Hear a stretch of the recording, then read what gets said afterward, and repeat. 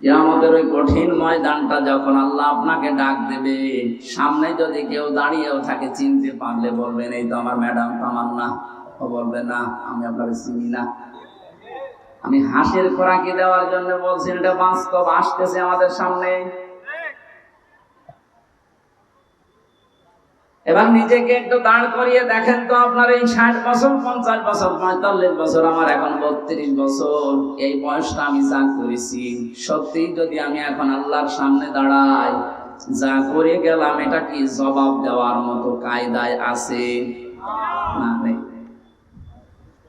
আমার তো 32 বছর না, মাঝে মাঝে মনে হয় আল্লাহ তুমি যদি বলো হামজা 2024 সালের আগস্ট মাসের 31 তারিখ পর্যন্ত ধরে মাফ করে দিলাম, শুধু সেপ্টেম্বরের 1, 2, 3 এই 3টা দিনের জবাব দিয়ে জান্নাতে চলে যা। আমার যা জীবন, এই 3 দিনের জবাব দেওয়া সম্ভব না। আপনি পারবেন না?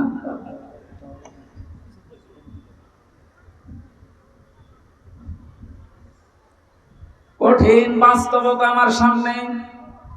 কাবা শরীফ তাওয়াফ করছিলাম যখন, 6ষ্ঠ চক্করে দেওয়ার সময় একটা দোয়া মনে আসতেছে, পড়ছিলাম আল্লাহ আল্লাহুম্মা ইন্নী আলাইয়া হুকুকান ফীমা বাইনি ওয়া বাইনিকা।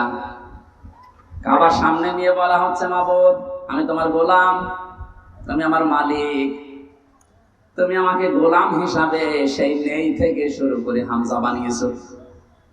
আমি কিন্তু উল্লেখ করার মতো কিছু ছিলাম না, একেবারে নেই থেকে শুরু করে আজ হামজা পর্যন্ত তুমি বানিয়েছো। হ্যাঁ, আমার মা বাবা শুধু বিছানায় ছিল, এতটুকু শেষ, বাকি কিছু করার ক্ষমতা তাদের নেই।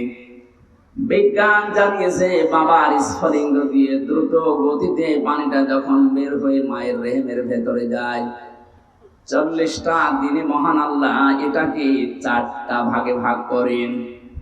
এখানে মানুষ যখন দৌড়ায় কোনো কিছু দেখলে খুব বেশি জোরে ফোর্সে মাজা তুলে দৌড় দেওয়া, বাংলায় পরে খেচ্ছে দৌড়। আল্লাহ বলেন এইভাবে দৌড়াবে। সর্বপ্রথম ভাইয়ের কাছ থেকে, মায়ের কাছ থেকে, বাবার কাছ থেকে, স্ত্রীর কাছ থেকে, সন্তানের কাছ থেকে, বন্ধুর কাছ থেকে, নেতার কাছ থেকে। এই যে যতগুলো মানুষের নাম সিরিয়ালে বললাম, মাথায় যদি মগজ থাকে ভাবেন তো, দুনিয়ায় বিপদে পড়লে মানুষ এদের কাছে সিরিয়ালে আগে যায়। কথা বলেন ঠিক কিনা? আর কোরআন যেহেতু আমরা 100% বিশ্বাস করি, কোরআন জানাচ্ছে যে আগে পালাবে। এখান থেকে একটা সূক্ষ্ম তথ্য আপনাদেরকে দিতে চাই, যদিও এই সমস্ত জেলাতে এগুলো একটু কম আছে, ময়মনসিংহ বিভাগে একটু বেশি, আপনারা ওই বিভাগে পড়েননি। অনেক মানুষ বিশ্বাস হয় ওদের এই কথা মতো করে আছে যে কোনো চিন্তা নেই, যা করি করি, বাবা আছে। আপনার বাবা আছে, পালাবে, দৌড়াবে। সূরা আবাসের আয়াতগুলো তার প্রমাণ, যে কতগুলো মানুষের নাম আল্লাহ সিরিয়ালে দিলেন। কি বলে আপনার বিবেকে? ভাই যদি পালিয়ে যায়, মা যদি যায়, আমার মনে হয় পীর সাহেব বলবে আল্লাহ আমি পীর ছিলাম না। কিসের পীর? পরিচয় দিলে এখন আমি নিজে ধরা খাবো। নিজে বলবে আমি এগুলো কিছু ছিলাম না, আমি পালালাম। যত রকমের সম্পর্ক আল্লাহ বলেন আনসাব, নসবের বহু বচন, সব সম্পর্ক শেষ। এই আয়াতের ব্যাখ্যায় আমি দেখেছি মুফাসসির লিখেছেন, পৃথিবীর ময়দানে মায়ের চাইতে বাবার কষ্ট 3 ভাগ কম হয়। বাবা শুধু বিছানায় থাকা পর্যন্ত, এখান থেকে শুরু করে দুনিয়ার মুখ দেখানো যত দায়িত্ব পালন করেছে আপনার মা। কোরআনে কারীম জানাচ্ছে, হামালাতুহু উম্মুহু ওয়াহানান আলা ওয়াহানিন ওয়া ফিসালুহু ফি আমাইনি আনিশকুর লিল্লাহ, ইলা আখির আয়াত। কষ্টের পরে কষ্ট সহ্য করে মা তোমাকে পেটে বহন করেছিল 10 মাস 10 দিন। এরপরে ডেলিভারির যে কষ্টটা, বিজ্ঞান এই শব্দটা নিয়ে গবেষণা চালিয়ে দেখেছে। আমরা যত পুরুষ এখানে বসে আছি, যত শক্তিশালী পুরুষ হোক, মোহাম্মদ আলী কেলে নাম শোনেননি? এই লোকটা পর্যন্ত 45 ইউনিট কষ্ট যদি তাকে দেওয়া হয় মারা যাবে। এর বাইরে আর সহ্য করার ক্ষমতা পুরুষদের শরীরে আল্লাহ দেয়নি। বিজ্ঞান জানাচ্ছে একটা মা যখন সন্তান দুনিয়াতে মুখ দেখাতে ডেলিভারির কষ্টটা সহ্য করে, কমপক্ষে তার কষ্ট হয় 57 ইউনিট। একবারে শরীরের 24টা হাড় ভেঙে গেলে যেমন কষ্ট হয়, আমার এই মুখটা দুনিয়াতে দেখাতে মায়ের ওই কষ্ট হয়েছিল। শুধু এতটুকু শেষ করেননি, 2 বছর পর্যন্ত আমার মা আমাকে দুধ খাওয়িয়েছেন। এই 3টা বিষয়ের কারণে আল্লাহ পাক জন্মের ক্ষেত্রে যেখানে দিয়েছেন সেখানে বহু বছর মায়ের তারাইব। পৃথিবীর মানুষরা এই যে আনিশকুরলিল্লাহ শব্দের ব্যাখ্যা পড়তে গিয়ে একটা আশ্চর্য বিষয় আমার কাছে এসেছে। আল্লাহ যেখানে তার নিয়ামতের শুকরিয়া আদায় করো, শুকরিয়া আদায় করো এই কথা দিয়েছেন, কোরআনে দেখবেন ওই জায়গার পরে আল্লাহ মা বাবার শুকরিয়া আদায় করো এই শব্দটা লাগিয়েছেন। আব্দুল্লাহ ইবনে মাসউদ রাদিয়াল্লাহু তাআলা আনহু থেকে বর্ণিত একটা হাদিস পেয়েছি, এর ব্যাখ্যায় তাফসীরে হাক্কানিতে পাবেন। তিনি লিখেছেন, পৃথিবীতে কেউ যদি আল্লাহর নিয়ামত পাওয়ার পরে শুকরিয়া আদায় করে কিন্তু মা বাবার শুকরগুজারি করে না, ও যেন আল্লাহকেও মানে না। আজ এটা যদি আমাদের দেশে থাকতো তাহলে থানায় অন্তত মা বাবা নিয়ে সন্তানের দায়িত্ব কর্তব্য অবহেলা এরকম কোনো মামলা অভিযোগ ওনাদের কাছে যেত না। আশা করছি একটা খুব ভালোভাবে চেষ্টা করবেন মানার। এটা গুরুত্বপূর্ণ এত বেশি, কিয়ামতে একটা প্রাচীর আল্লাহ বানিয়ে রাখবেন। এই যে প্রাচীর দেওয়া আছে, এখানে আল্লাহ কিছু মানুষকে দাঁড় করাবেন, ওই যে তারা দাঁড়িয়ে আছে মনে করেন ওইভাবে দাঁড়িয়ে থাকবে।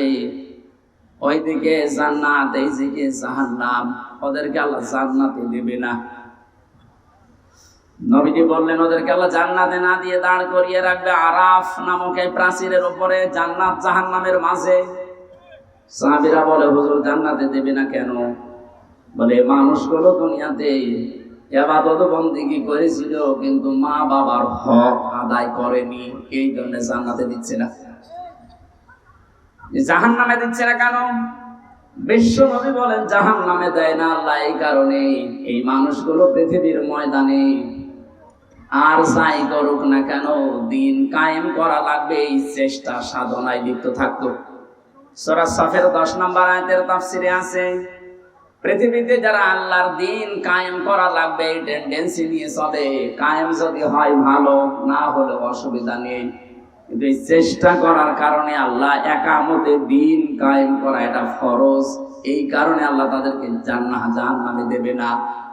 জাহান্নামে না দিলেও তো জান্নাতে দিচ্ছি না যাদের কারণে, যে বিষয়টা যদিও ছোট মনে হচ্ছে এটা কিন্তু অনেক বড় বিষয় আমাদের জন্য। আজকে থেকে সিদ্ধান্ত নেওয়া লাগবে পৃথিবীর কোনো দিন যেন মা বাবার সাথে বিয়াদবি করা, তাদের সাথে তাদের হক নষ্ট করা আমার দ্বারা না হয়। যতই নামাজ রোজা করে পাগড়ি বেঁধে তসবিহ হাতে নিয়ে 24 ঘন্টা জিকির করি না কেন, মা বাবার হক যারা আদায় করেন না, আপনি প্রাচীরে দাঁড়িয়ে থাকবেন, জান্নাতে যেতে পারবেন না। আমি যে নেই থেকে শুরু করেছিলাম, এই পানিটা মায়ের রেহেমের ভেতরে যাবার পরে আধুনিক বিজ্ঞান যারা কোরআনে কারিমের আয়াতের তাফসীর বের করেছেন আমি দেখেছি, ওনারা বলেন যে এই মায়ের পানিটা বাবার পানিটা একসাথে মিলে 340-এর পরে 4টা জিনিস তৈরি হয়, চুল, রগ, হাড় আর পর্দা। রক্ত, গোশত, চর্বি আর চামড়া, 8টা জিনিস এক হয়। 6 মাস যখন আস্তে আস্তে বয়স হয়ে যায় মায়ের পেটের ভেতরে, তখন ক্ষুধার উদ্রেক দেখা দেয়, খাবারের প্রয়োজন হয়। আল্লাহ পাক বলেন আমি যে রব নামটা নিয়েছি এই জন্যে তোমাকে আমি 5টা জিনিস দান করি। ওয়াজআলা লাকুমুস সামআ ওয়াল আবসারা ওয়াল আফইদা ইলা আয়াত। শ্রবণ শক্তি, দর্শন শক্তি, বাক শক্তি, আঁকের শক্তি আর ঘ্রাণ শক্তি, এই 5টা আমি আল্লাহ দান করি মায়ের। তোমাকে তৈরি করার জন্য 8 5 13টা জিনিস এক হয়ে যায়, তখন আস্তে করে মায়ের পেট থেকে নিয়ে আসার ব্যবস্থা করি। আল্লাহু আখরাজাকুম মিন বুতুনি উম্মাহাতিকুম, মায়ের পেট থেকে বের করার দায়িত্ব আমি আল্লাহর। এখন অধিকাংশ মেয়েরা এই দায়িত্বটা দিয়েছে ডাক্তারকে। এই স্টেজে যারা বসে আছে তাকান তো, এদের একটার মাকেও সিজার করা লিখেছে? এই কথা বলছেন আমি সহজে কয়টা আছে তাকান, একটার মাকেও তো সিজার করা লাগলো না। আর এখন যারা আছে 100টা প্রায় 80টা সিজার ছাড়া হচ্ছে না। কারণ এই লোকটার মায়ের বিশ্বাস ছিল আল্লাহর উপরে যে পরিমাণ, এখন এদের বিশ্বাস, ওই বিশ্বাসটা দাঁড়িয়েছে ডাক্তারের উপরে। সন্তান পেটে আসতে দেরি, স্বামীকে বারবার নিয়ে চলো কোথায়, ক্লিনিকে। কেন দেখা লাগবে পেটে? জন্ডিস না লেডিস? 10 মাস 10 দিনে মনে হয় 4-5 বার করে আল্ট্রাসাউন্ড করে।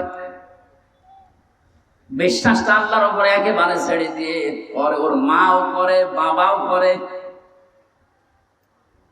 এমনও শাশুড়ি আছে বলেন না, আমার মেয়ে, আমার জাদু কষ্ট হবে, সময় হওয়ার আগেই নিয়ে চলো। আল্লাহ বলেন ঠিক আছে যা, সে বীর্য থেকে শুরু করে এ পর্যন্ত নিয়ে আসলাম, এখন আমি বের করার রাস্তা তৈরি করে পায়ের বোনা চাপড়ে দিয়ে দিলাম। সম্মানিতা শাশুড়ি যারা আছেন, আমি যেহেতু নিজে বক্তব্য, এটা আবার রেকর্ড হচ্ছে না তো সমস্যায় পড়া না, সত্য যেহেতু বলছি। শাশুড়ি যারা আছেন এত চাপ দিয়েন না। আপনার মেয়ের ওই সন্তানটা তৈরি করা যদি সেই বীর্য থেকে শুরু করে পর্যন্ত আল্লাহ সব পারে, এই যে 13টা জিনিস কেউ তো দেয়নি, আল্লাহ নিজে দিয়েছেন। আল্লাহ নিজেই ঘোষণা দিচ্ছেন আমি নিজে বের করে আনার দায়িত্ব নিলাম।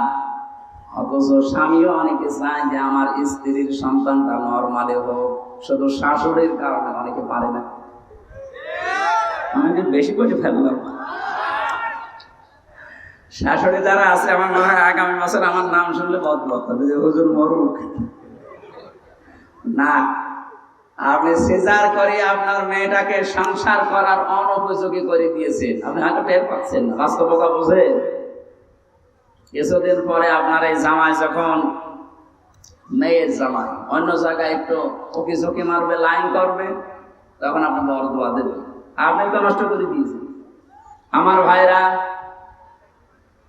আল্লাহ রাব্বুল আলামিনকে কাবা শরীফ 6ষ্ঠ চক্কর দেওয়ার সময় বলা হয়েছিল, আল্লাহ তুমি ওই নেই থেকে শুরু করে এই যে হামজা পর্যন্ত বানালি আমারে, যত কিছু দেওয়ার দুনিয়াতে সব তুমি আমাকে দিয়ে দিয়েছো। হাল আতা আলাল ইনসান খায়রুম মিনাদ দাহরি লাম ইয়াকুন শাইআম মাযকুরা। আমি তো জন্ম হওয়ার আগে উল্লেখ করার মতো কোনো বিষয়ও ছিলাম না। তুমি আমাকে যা যা দেওয়ার সব তোমার রব নামের খাতিরে আমাকে দিবে। 5টা বিষয় আল্লাহ যে আলাদা ভাবে আপনাকে দিয়েছেন, একটু কোনোদিন ভেবেছেন? ওটা কিন্তু দুনিয়ার কেউ দেয় না। শ্রবণ শক্তি, দর্শন শক্তি, বাক শক্তি, আঁকেল শক্তি আর ঘ্রাণ শক্তি। মাঝে মাঝে একা থাকলে ভাবি, আল্লাহ যদি তুমি আমাকে একটাও কম দিতে, হামজা হয়ে দুনিয়ায় আসতাম ঠিক। যদি দর্শন শক্তি না দিতে, মানুষ আমাকে কানা বলতো। কথা বলছেন? কুমিল্লা একবার খাবার খাচ্ছিলাম মাহফিলে, বাম পাশে এক অন্ধ, হঠাৎ বিদ্যুৎ চলে গেল।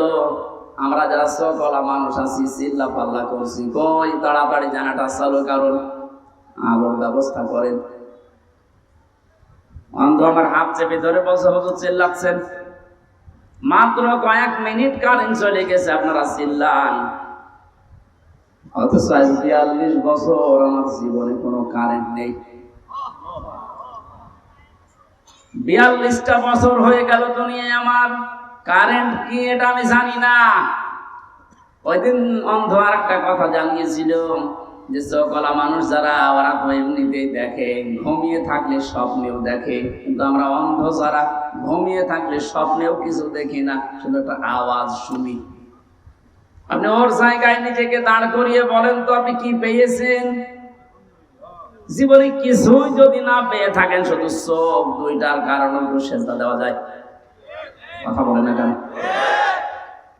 তাকান তো আজ দিকে তাকিয়ে, আজ হাজারো মানুষ আমরা যে জানার পরও না জানার ভান করে থাকি, মানতে চাই না। বিবেক যাদের আছে, বিবেক যারা কাজে লাগান না, এরা আল্লাহর দৃষ্টিতে পশু, এমনকি পশুর চাইতে নিকৃষ্ট। জোরে বলেন নাউজুবিল্লাহ। আমি যেটা শিক্ষা দেওয়ার জন্য এতক্ষণ ঘোর কাজ করছি, সেটা একবারে বলছি, কান খাড়া করেন। পৃথিবীর যেখানেই যান না কেন, আপনাকে মুহাম্মদ রাসূলুল্লাহকে নেতা মানা লাগবে। কারণ কিয়ামতের সর্বপ্রথম একা একা ডাকার পরে দ্বিতীয় সিস্টেমে এবার আর আল্লাহ আপনাকে একা ডাকবেন না। এই খেয়াল করেন, প্রথম বিচারের ধাপ শেষ, দ্বিতীয় ধাপে আল্লাহ আপনাকে ডাকবেন এবার একা একা না। ইয়াউমা নাদউ কুল্লা উনাসিন বিইমামিহিম। আল্লাহ পাক বলেন,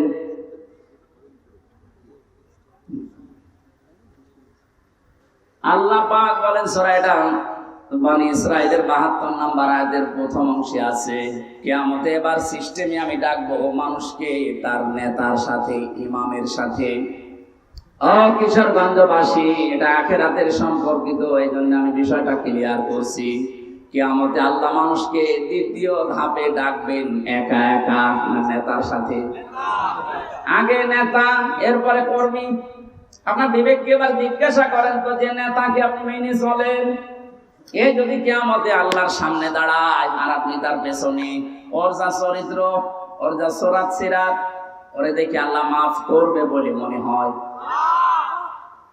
বলছেন না, ও তো ধরা খাবে। আপনি কি ইয়ার কি মারেন? আপনি এখনই বলছেন না, আমি যাকে মেনে চলি, যার পেছনে থাকি, কিয়ামতে ওর সামনে যদি আমি থাকি আল্লাহ ওরে দেখে মাফ করবেন, আপনি নিজেই বলছেন, তাহলে আপনি ধরা খাবেন না। এই জন্য শুধু ইয়াসিন পড়ে শেষ করে দিলে হচ্ছে না, এটা মানা লাগবে। বিশ্ব নবী বাদ দিয়ে অন্য কেউ যেন আপনার আদর্শ মরণ পর্যন্ত আর না হয়, এটা খেয়াল রাখবেন। কারণ নবীজি যদি সামনে দাঁড়ায় ওই দিন, আপনি পেছনে থাকলে আপনাকে দেখা লাগবে না, বিশ্ব নবীকে দেখে আল্লাহ মাফ করে দেবে। ইয়াসিনের যত শব্দর ব্যাখ্যা আছে সব বলতে 33টা পেয়েছিলাম আমি, এত বলতে গেলে সময় চলে যাবে। আমরা 2টা আয়াত কোরআন থেকে পড়েছিলাম, এক আয়াতের কিছু কথা তাফসীর আকারে বলছি। সূরা জুমা থেকে পড়েছি একটা আয়াত। কি সূরা? জুমা। জুমা মানে এক জায়গায় হওয়া, একত্রিত হওয়া। আমরা যেহেতু 7 দিন পর পরে মুসলিমদের একটা অনুষ্ঠান আছে জুমার নামাজ, ওখানে এক জায়গায় হই। নামাজ পড়ার পরে আপনার কাজ কি?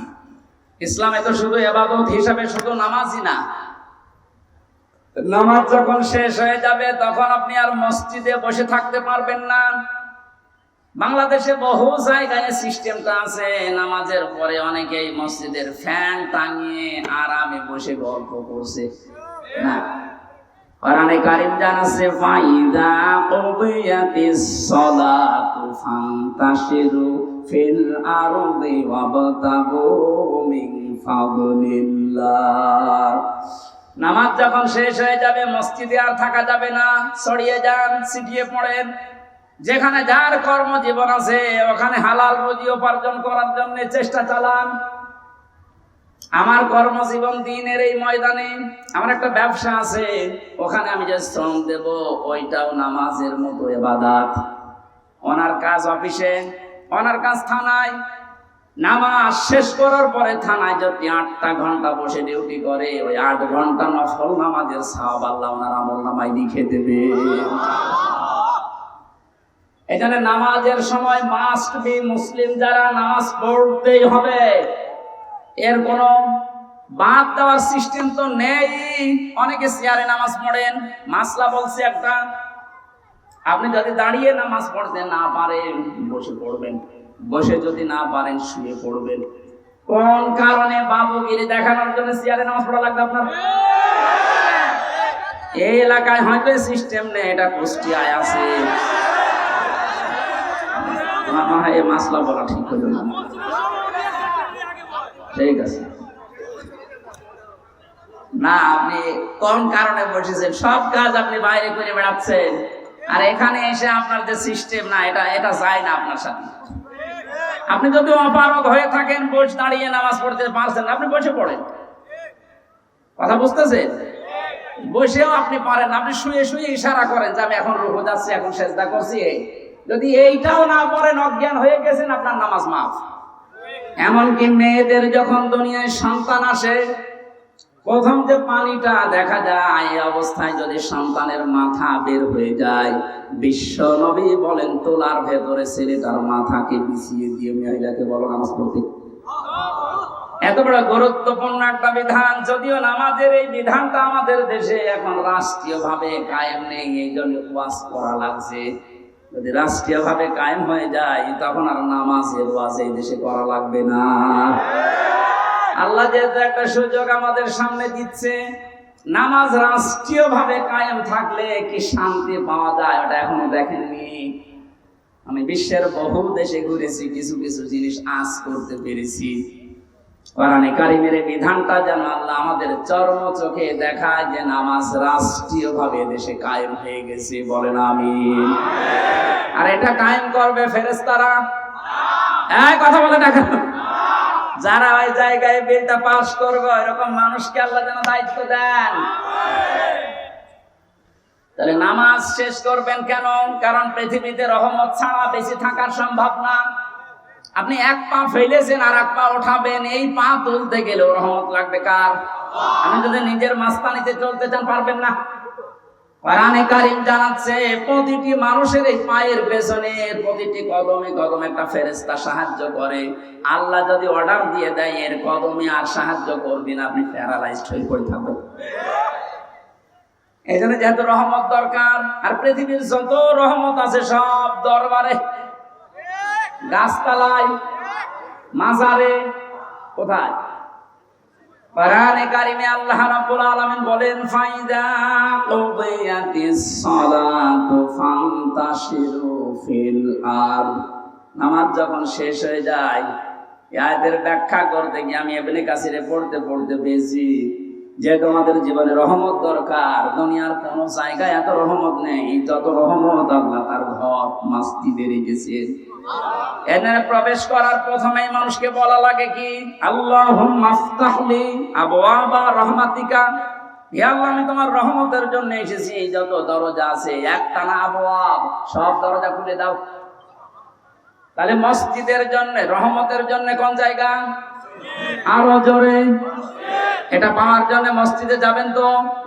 যত কাজ থাক সব আজান হওয়ার পরে স্টপ। আগে ফরজ নামাজটা শেষ করেন, খুব জরুরি হলে আপনি ফিরে আসেন, এরপরে আপনি আবার কাজে লাগেন। নফল সুন্নাত যদি পড়তে না পারেন, সময় যখন পান করে দিন, কিন্তু ফরজ মাফ নেই। মাস্ট বি ফরজ নামাজ মরণের আগ পর্যন্ত ছাড়া যাবে না। কেউ যদি ফরজ নামাজ ছেড়ে যায়, আল্লাহ বলেন আমি ওর দায়িত্ব ছেড়ে দেই। টের পেয়েছেন কত বড় কথা এটা? আপনি আল্লাহর দায়িত্বেই থাকবেন না। এই জেলায় যিনি এসপি আছেন, পুরা জেলার মানুষকে কন্ট্রোল করার জন্য, নিরাপত্তা দেওয়ার জন্য সরকার তাকে দায়িত্ব দিয়ে এখানে পাঠিয়েছেন। এই কটিয়াদির মানুষগুলো সহজ সরল ভাবে চলতে পারে, নিরাপত্তা নিয়ে চলতে পারে, সব কাজ নির্বিঘ্নে যেন করতে পারে, এই জন্য দায়িত্ব দিয়েছে সরকারি নারী। এই কথা বলছেন। ওনার দায়িত্বের বাইরে চলে গেলে আপনি কিন্তু বিপদের সম্মুখীন হবেন। পুলিশ এখন নেই, এই জন্য আমরা এখন আতঙ্কগ্রস্ত। এটা কাটেনি। কুষ্টিয়া থেকে পর্যন্ত কাল আমি 4:30টার সময় এসে পৌঁছিয়েছি। পুলিশ যেহেতু এখন সেরকম অ্যাক্টিভ না, এই জন্য হাজারো ভয় মনের ভেতরে, না জানে আবার কি গাড়ি থামায়। ওনারা যে দায়িত্বে আছে, ওই দায়িত্বের ভেতরে আপনাকে থাকা লাগবে, শান্তি স্বস্তি নিরাপত্তা নিয়ে থাকতে পারবেন। আল্লাহ পাক বলেন আমার রহমতের বাইরে চলে গেলে তুই 1 সেকেন্ডও টিকে থাকতে পারবি না। এই জন্য রহমতের জন্য মাজারে যাবেন না মসজিদে? আরো জোরে। মসজিদে বসে থেকে কাজ শেষ তা না, নামাজ ফরজ শেষ, সুন্নত নফল মসজিদে পড়ার দরকার নেই। এই মাসলাটা মনে রাখবেন, সুন্নত নফলের জন্য বাড়ি বা যেখানে বসবাস করবেন জায়গা, কিন্তু ফরজ নামাজের জন্য পুরুষের জায়গা মসজিদ। নামাজ শেষ হওয়ার পরও বসে বসে আপনি গল্প করছেন, ফ্যান চালিয়ে দিয়েছেন, কে বিল দেবে কি আপনার বাবা নাকি? এই জন্য এটা জায়েজ নেই। যারা এগুলো করছেন এটা বন্ধ করেন। না, দিনের কোন শিক্ষা নেওয়ার জন্য, তালিম নেওয়ার জন্য বসে আছেন সেটা আলাদা। তাছাড়া মেয়ে বিয়ে দেবেন, ধান লাগাবেন জমিতে, এই নিয়ে আপনি গল্প শুরু করেছেন নামাজের পরে মসজিদে ফ্যান ছেড়ে দিয়ে। আমার দাদা একটা গল্প বলছিল শিক্ষার জন্য। কিছু মানুষ নামাজ পড়ে না, কোন ওয়াক্তে যায় না, কিন্তু এলাকাতে বিদ্যুৎ নেই, সোলারে চলে, মসজিদে জেনারেটর দিয়ে ফ্যান চালায়। লোকজন যে বলছে মসজিদ সাহেব আমরা নামাজ পড়বো না, এশার নামাজ পড়ে মানুষ যখন সব চলে যাবে চাবি দিয়ে দেবেন, ফজরের আযান দিতে আসবেন চাবি নিয়ে নেবেন, অসুবিধা নেই, আমরা ফ্যান ছাড়া আমাদের খুব কষ্ট হচ্ছে। মসজিদ বলছে এমনি এমনি দেব, ঠিক আছে, মাসে আপনাকে গোপনে আমরা 4 জন মিলে 2000 টাকা দেব, ঠিক আছে। এশার নামাজ পড়ে সব বাড়ি চলে যায়, ওরা আসে রাত 9:30 10টায়। মসজিদে প্রবেশ করে মানুষ 4 জন, ফ্যান দিয়েছে 10টা। ফ্যানের নিচে যাদের ঘুমানোর অভ্যাস নেই, ওরা যদি একবার ফ্যান পায় ঘুমাবে না, মরে যাবে। এমন ঘুম, একবার ফজরের সময় মুয়াজ্জিন এসেছে আযান দেবে, যে লাইট দিয়েছে দেখেন নাউজুবিল্লাহ, কারো কাপড় ঠিক নেই, ওদের মাঝখানে দাঁড়িয়ে চিল্লানি দিয়েছে, মসজিদে থাকা জায়েজ নেই। ওরা হাত বাঁধ করে ওটা বলছে মুয়াজ্জিন সাহেব কি ফতোয়া দিলেন, মসজিদে থাকা জায়েজ নেই মানে? না, মসজিদে থাকা জায়েজ নেই, ফতোয়া দেন, দলিল কি বলেন? দলিল কি? আমি নিজে দেখলাম। কিসের দলিল দেখো? কোন দলিল লাগবে না, বিনা দলিলে হারাম।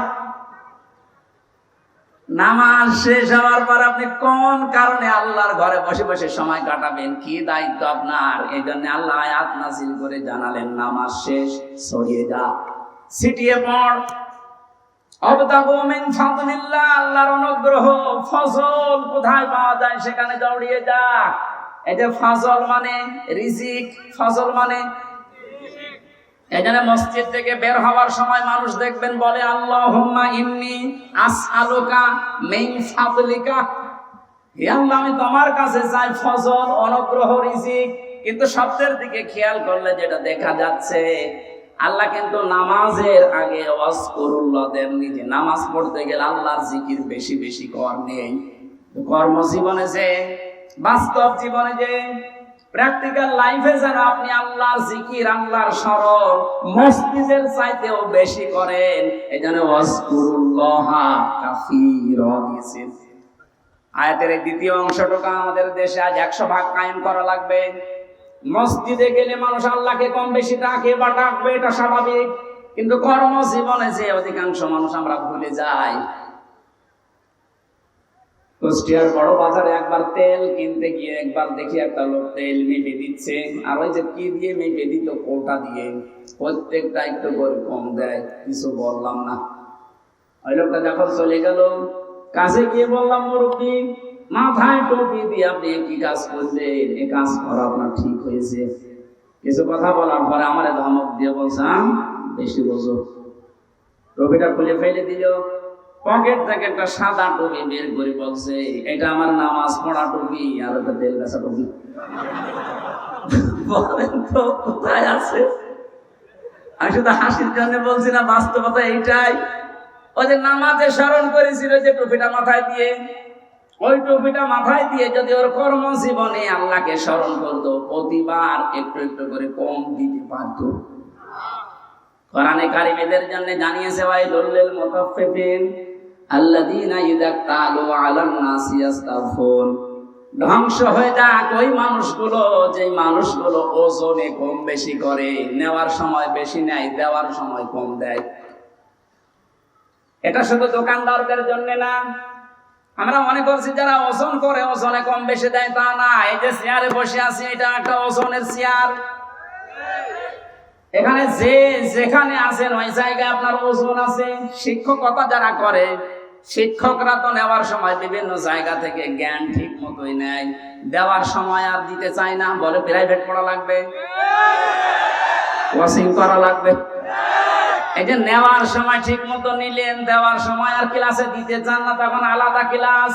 আপনি আল্লাহর বরদোয়ার শামিল। আমাদের দেশে কিছু সংখ্যক, আমরা যেহেতু ৯৬% মুসলিম, 4% আছে অন্য ধর্মের মানুষ। নবীজির হাদিস অনুযায়ী তারা আমাদের কাছে আমানাত। এই কথা বলে দেব, তাদের সম্পর্কও কিন্তু ওজন হবে কিয়ামতে। আপনি তাদের সাথে ব্যবহার কি করেছিলেন, তাদের যে দায়িত্ব, ওটা যদি অমুসলিম প্রতিবেশী হয়, কিয়ামতের দিনও কিন্তু আপনার দরবারে মামলা দিতে পারবে আল্লাহর দরবারে। যেহেতু ওনারা সংখ্যায় কম, আমরা অনেকে এখন ধোয়া তুলেছি যে সংখ্যালঘু। সংখ্যালঘু না, এই শব্দটা বলা যায় না। কিসের সংখ্যালঘু? সংখ্যালঘু এদেশে যারা জন্ম নেবে তারা এই দেশের নাগরিক, বৈধ। এক কথা বলেন। সুতরাং সংখ্যালঘু সংখ্যাগুরু বলে এদেশে কিচ্ছু নেই। একটা বিশৃঙ্খলা তৈরি করার জন্য কিছু মানুষকে দিয়ে এই কাজটা করাচ্ছে। হিন্দু ভাইরা যারা আছেন, খ্রিস্টান বা অন্য বৌদ্ধ যারা আছেন এদেশে, যাদের জন্ম, আমার যেমন অধিকার আছে, আমি ৯৬% দেখি, আপনি 4% দেখি, আপনার ঠিক ওই রকমই অধিকার আছে। আপনার ধর্ম আপনি 100% নিরাপত্তা নিয়ে পালন করবেন, কোনো বাধা নেই। বাধা যে দেবে তারে প্রতিহত করা ফরজ। ওনাদের সাথে ভালো ব্যবহার করা ইবাদত। ফাকুলু লিন-নাসি হুসনা, আল্লাহ বলেন ইয়াকুলু লিল-মুসলিমিনা হুসনা। মুসলমানের সাথে হাসি মুখে কথা বললে সওয়াব হয় না। লিন-নাস, মানুষের সাথে হাসি মুখে কথা বললে সওয়াব হয় সাদকা দেওয়ার। হিন্দু কি মানুষ না? খ্রিস্টান মানুষ না? এজন্য ওনাদের সাথে মানুষের মতো আচরণ করা লাগবে। এটা একটা ইবাদত, এটা কর্মজীবনে এটার একটা কর্ম। আমাদের এলাকায় আছে কিনা জানি না, আমাদের এলাকায় তো হিন্দু নেই। এই এলাকায় যদি অমুসলিম কেউ থাকে, আপনারা মুসলিম বেশি, তাতে কি তাদের সাথে আচরণ করা লাগবে, কারণ এটা একটা ওজনের স্তর। কিয়ামতে এইটাও পাল্লায় মাপ দেওয়া হবে। এমন কোন কাজ যেন আমরা না করি যে এই কারণে আবার ধরা খেয়ে যাচ্ছে। বিশ্বনবী জানিয়েছেন, কোন এলাকায় যদি অমুসলিমরা থাকে তারা তোমাদের কাছে আমানত। ওদের উপর যদি অত্যাচার করো বিনা কারণে, কিয়ামতে আমি নবী তোর বিরুদ্ধে মামলা দায়ের করবো, ওর পক্ষ নিয়ে। এখানে এলাকায় যদি এরকম কিছু করে থাকে, নামাজ পড়ছেন, রোজা রাখেন, পাগড়ি মাথায় দিয়ে আসেন, কিন্তু ওদের অধিকারগুলো আপনি নষ্ট করেন, ওদেরকে ভীতি সন্তুষ্ট হয়ে রাখেন না, কিয়ামতে আপনি নবীর মামলার আসামি হবেন। নবী শেষ পর্যন্ত ওই হিন্দু লোকটার পক্ষ নিয়ে, ওই খ্রিস্টানের পক্ষ নিয়ে আপনার বিরুদ্ধে দাঁড়াবে। নবী যদি আমার বিরুদ্ধে দাঁড়ায়, আল্লাহ মাফ করে দেবে। এই বিবেকটুকু কাজে লাগে না? কখনো ওদের অধিকার গুলো যেন নষ্ট না হয়। ওদের পূজা প্রবণ যা আছে পাহারা দিয়ে করানো লাগবে। যদি ওদের ইবাদতে কোনো বিঘ্ন হয়, আপনি দায়ী থাকবেন কিয়ামতে। আল্লাহ আমাদের বুঝ দান করুন, বলেন আমিন। আযকুরুল্লাহ, এই জিকির বলতে শুধুমাত্র সুবহানাল্লাহ সুবহানাল্লাহ না, যেখানে যে বিধান আছে আল্লাহর, ওই বিধানটা ওখানে পালন করে দেখানোর নাম হচ্ছে জিকির। ওসি সাহেবের জিকির কি? ওনার সামনে একজন মানুষকে ধরে কনস্টেবল পিটাচ্ছে, ওনার কিছু বলাও লাগবে না। উনি যদি চেহারাটা নিয়ে সামনে দাঁড়িয়ে বলে, ওই বেটা কি করিস, এমনি বেশি দাম, তাহলে ওই জায়গায় ওনার জিকির কি? ওখানে যে এখানে ওনার চেহারাটা দেখানো, এই বেটা কোন কারণে এর উপর অত্যাচার করিস, এটা ওনার জিকির। এটা ওনার কি? ওনার ওই সুবহানাল্লাহ সুবহানাল্লাহ করার দরকার নাই, ওর চেহারাটাই জিকির। যে যেই পর্যায়ে আছে, তার নিচে যারা আছে তাদের প্রতি দায়িত্ব পালন করা আল্লাহর জিকির। আল্লাহ এই জিকির গুলো বেশি বেশি করার কথায় আয়াতে জানিয়েছেন, যদি তোমরা করতে পারো লাআল্লাকুম তুফলিহুন, আশা করা যায় তোমরা সফল হবে। তুফলিহুন শব্দের ব্যাখ্যা আধুনিক ভাবে মুফাসসিরিন ইকরাম করেছেন, এটা স্মার্ট বলি আমরা, স্মার্ট বলি না, ডিজিটাল বলি আমরা। এই শব্দগুলোর বাংলা অর্থ এটা দাঁড়ায়। এই জন্য আমরা যদি ডিজিটাল, স্মার্ট আরো যা আছে এগুলো যদি উপহার দিতে চাই শান্তি, স্বস্তি, নিরাপত্তার বাংলাদেশ, এই আল্লাহর জিকির, আল্লাহর আইন, আল্লাহর স্মরণগুলো খুব বেশি বেশি করা লাগবে আমাদের প্র্যাকটিক্যাল লাইফে।